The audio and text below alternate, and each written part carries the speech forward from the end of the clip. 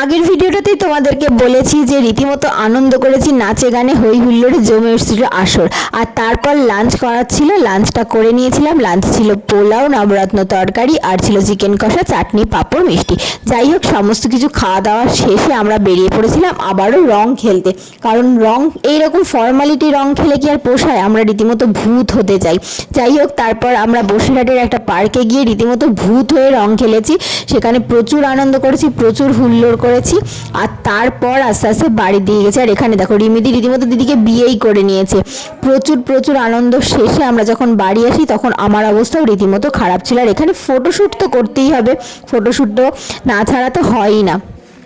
দোলের দিন আমরা রীতিমতো ভাং দিয়ে দোল খেলা শুরু করি। তারপর যে অবস্থায় দোল খেলেছি, কি অবস্থাটা যা ছিল তাতে ভিডিও শ্যুট করা হয়নি। যাই হোক, তোমরা কেমনভাবে দোল বা হোলি উৎসব কাটিয়েছো অবশ্যই কমেন্টে জানিও। আর ভিডিওটা ভালো লাগলে লাইক, শেয়ার, সাবস্ক্রাইব।